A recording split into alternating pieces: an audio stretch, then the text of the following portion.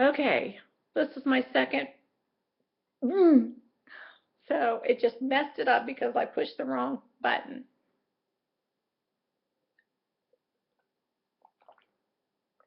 My throat is getting literally raw from talking. Anyway, I was talking about coconut oil, and I I've been using it for probably 6 months to, I don't know, maybe 9 months, maybe 10 months. I found out about the benefits of it, and they were wonderful. And so my husband and I used the coconut oil.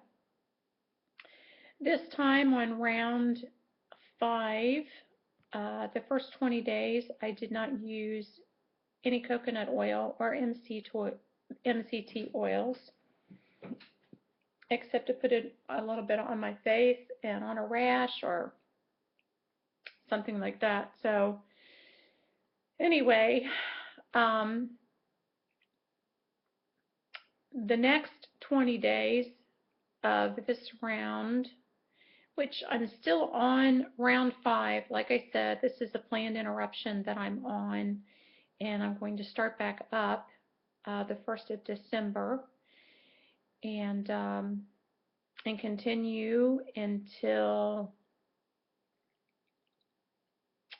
I don't know, the 20th, I think the 20th or 21st of December, and it's either going to be another planned interruption, or it is actually going to be um, the end of the round. So I will see. And like I said, that is the decision I'm making. And I think it's a good one for me. So anyway, I went on and on about this coconut oil thing. I did not add it back into my coffee on the next 20 days of phase 2. I cooked with it, I think when I had fried some fish or made some fish. And I think twice I used MCT oil and made a salad dressing with 2 tablespoons of MCT oil. I did continue to use whipping cream in my coffee, very little, but I got lots of it in my coffee now. So anyway, coconut oil is good for you. It has nutrients in it. It's good for your body. MCT oil is good, awesome for your body. And since I started back using it again, I mean, my joints feel better, my knees feel better. I just all around feel better when I'm on it. I have energy. I'm not hungry. I uh, I haven't ate. It is 8:30 here. I ate at 1 o'clock this afternoon. I had a half a steak and some jalapeno poppers. I've had 2 cups of coffee that I had earlier today with the coconut oil, a teaspoon of coconut oil in it, and that's it. I had the other half of the steak in the kitchen thinking, well, I told my husband I might have me a salad and cut that up for dinner. And as of yet, I didn't get hungry. I almost got a little bit nauseated after eating the steak and the jalapeno poppers that I made. I almost got just a little bit woozy. So I stop eating. I stop eating when I'm not hungry. And that's what I wanted to talk about. When I had first started, where my mistakes came in as far as the phase 3 and screwing up the protocol and gaining the weight back. This is what I wanted to talk about. The thing that I did, unfortunately, is, and this has been good for other people, I had, let me erase that. I wish I could stop that and erase that. Not unfortunately, but when I had seen, I think it popped up, Robin Woodall's, one of her vlogs that she had made, and I think it seems like this was like an older one where she had the board behind her, and she was explaining to someone about the hypothalamus and going through. It's been a long time since I've seen it, and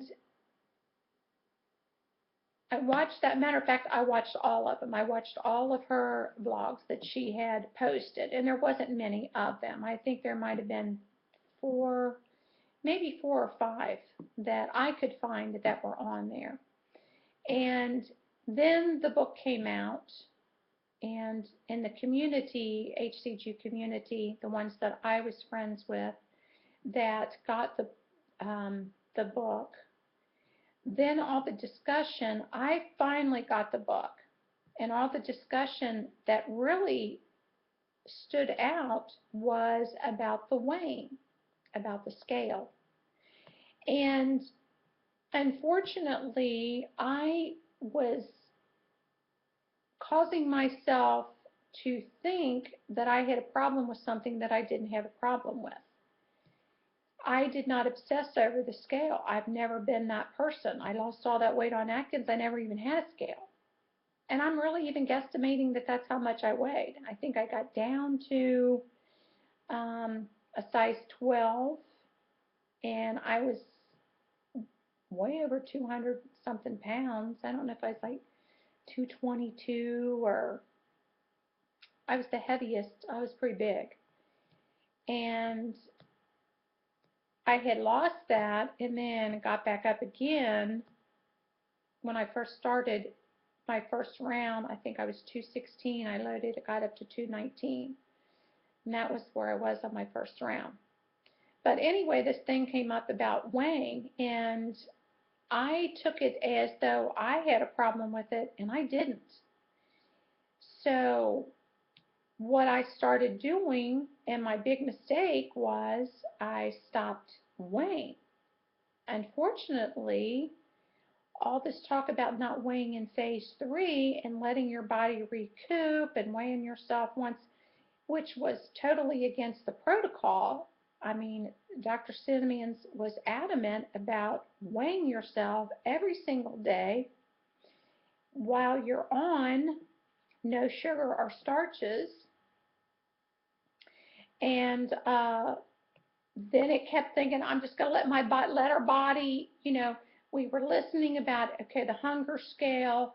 So, if we don't eat and we don't go past the hunger scale, the 1 to 5 kind of thing, and all this, and I got so overwhelmed in that I lost sight of the protocol.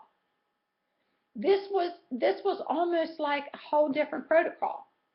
And I'm like, I can't have too many choices. You can't tell me too many things to do. And here all of a sudden I'm trying to follow all these instructions. And that was not Robin's fault. It wasn't anybody else's fault but me. It was clouding what I had already mentally prepared myself for. So I was trying to fit into something that I was not ready to. I hadn't meditated about that. And I'm one that's I gotta look at it, think about it, think about it, think about it, think about it. I don't even think about it. I actually imagine myself.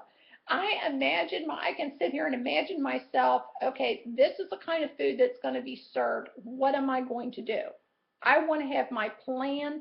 And then I say, okay, when you go there, this is what you're ordering. That way, when I open up the menu, I don't have to oh my gosh, Lord, this looks so good. I wish I could have this. Oh man, I wish I could have this. I wish I could have.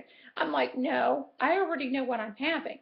This is what I'm going to have because I decided hours before I got there. So I already premeditated to death what I was going to eat. So when here I am in a round, I'm involved in this round, and all of this information, all this different information about the leptin and the hunger scale and not weighing and let your body work it out and all of this kind of stuff, it screwed my head up. It screwed my head up. So when I did that and started doing, I got all out of whack. So I got off the protocol. I was freaking out over going into phase 3. I was just like, and it wasn't like it was my first phase 3 to go into, but I was literally freaking out about it. And that was unfortunate. So part 2 and part 3 coming up, and hopefully I'll finish it.